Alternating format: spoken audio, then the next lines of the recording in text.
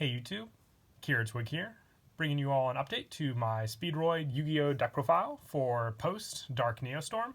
Wanted to do an update for this deck for quite some time. Now I always like just keeping the Arc 5 Yugioh Dimension Counterpart decks updated, and I've done Predaplants recently along with Perform Pals. I do plan to do an update to Phantom Knights sometime soon, so look forward to that.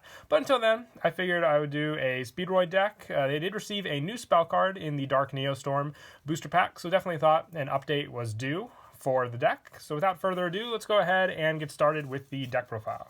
So for starters, probably the best Speedroid in the deck, but sadly still at 1, is Speedroid Terratop.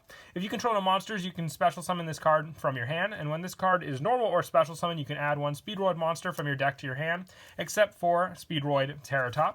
You can only use this effect of Speedroid Terratop once per turn, so pretty standard for the deck. Just being able to special summon out that monster gives you open options for your synchro plays, which is one of your main goals of the deck, and just having your go-to with any of the Speedroid cards can open you up to summon Red-Eye Dice or Tekken Tomborg. So Terratop just gives you so many different plays to go for, especially if you open up early game. So hopefully we do get it back off from 1 on the list, because it would definitely be an improvement for all the other plays you can do with the deck.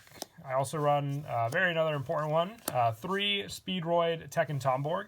If you control a wind monster, you can special summon this card from your hand, and you contribute this to special summon 1 Speedroid tuner from your deck. Also, you cannot special summon monsters for the rest of this turn except wind monsters, and you can only special summon Tekken Tomborg once per turn. So you have the option to grab any of the tuners, which we run a good number of the Speedroid tuners in the deck, and it doesn't really limit you too much, because I tried to stick the extra deck with as many wind monsters as I could, just to not limit us with this special summon restriction with Tekken Tomborg.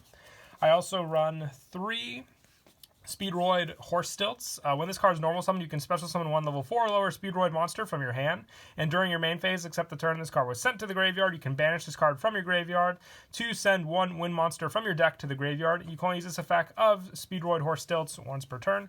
So Speedroid Horse Stilts can set up your Den Daiko Duke plays, which is a key one that I send with this card. But just being able to open up this and able to special summon out another Speedroid monster is a big key play for this. So you can either go for your synchro play, or you can go for your link play, which we run Great Fly, which is for the wind monsters, which gives them a big boost, definitely. So I do like the 3 Horse Stilts in the deck for that speed play you can do with the card.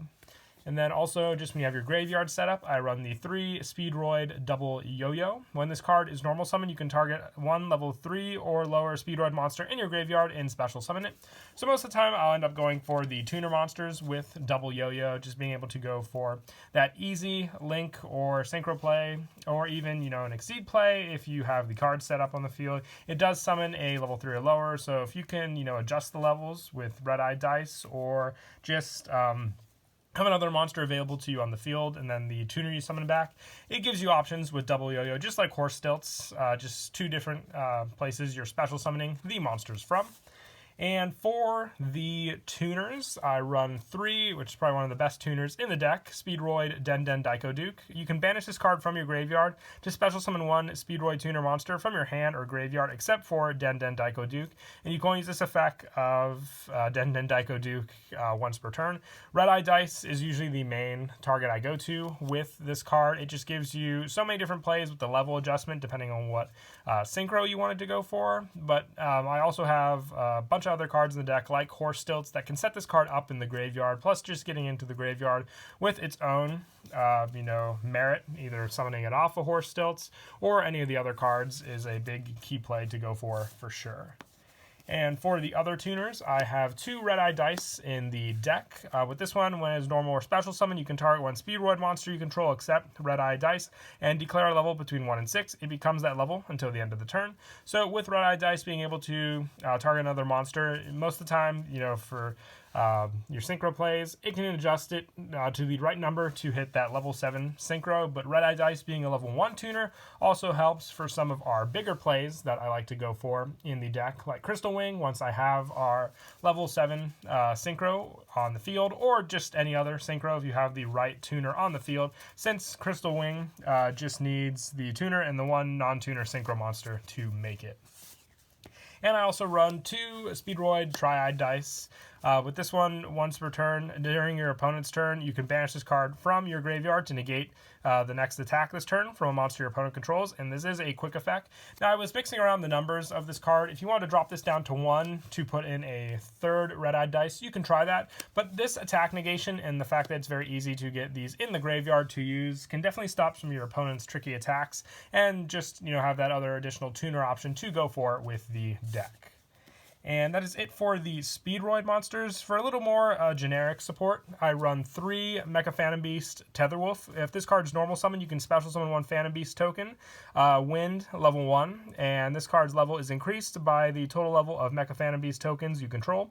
And while you control a token, this card cannot be destroyed by battle or card effects, and once per turn during the damage step, when this card battles an opponent's monster, you contribute 1 token and have this card gain 800 attack. Now, what I like about Tetherwolf in the deck is that it gives you that extra token to go for your easy link play, just to open up your arrows for more synchro plays with your actual Speedroid monsters.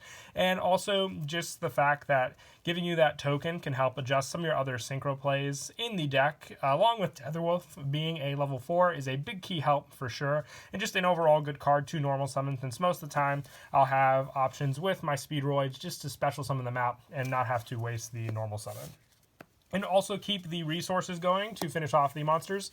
3 Reborn Tengu. Now, I didn't run the Winwitch engine in this deck. If you wanted to, I would suggest taking out a couple other cards and the Tengus along with it. But to stick with, more focused on the Speedroids themselves, with just a little additional support, I do like the Tengus since they just keep coming back for that additional support for the special summon every time it leaves the field. I do like it comboed with the Tetherwolf as well, just for added support to the Speedroid monsters. And for the spells, the newest spell for the deck from Dark Neostorm is Speedlift. If you control exactly 1 tuner and no other monsters, you can special summon 1 level 4 or lower Speedroid monster from your deck. Neither player can activate cards or effects when that monster is special summoned. It's a quick play spell, so you're open up to more options with this card, definitely giving you that special summon for your extra deck play. So very, very helpful there. It's not a once per turn if you're set up with that tuner, but most of the time after you get that special summon, you'll have more than the 1 monster on the field, unless you obviously your opponent gets around those monsters, leaving you with just the 1 additional one again to use if you have multiples. But definitely like 3 of it in the deck just for those options to give you that easy synchro play when you get a tuner out on the field.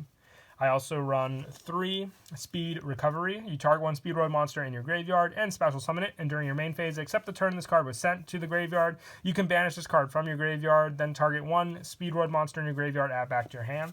So very, very useful to recycle cards like Double Yo-Yo or Horse Stilts with this card, and then the recycle is the key part of that play, but just being able to special summon gives you more and more options from the graveyard as well, which makes it a definite 3 of in the deck. And with all the setup we're doing in the graveyard, I also run 2 Shock Surprise. You banish up to 2 Speedroid monsters from your graveyard, then target that many cards on the field, destroy them.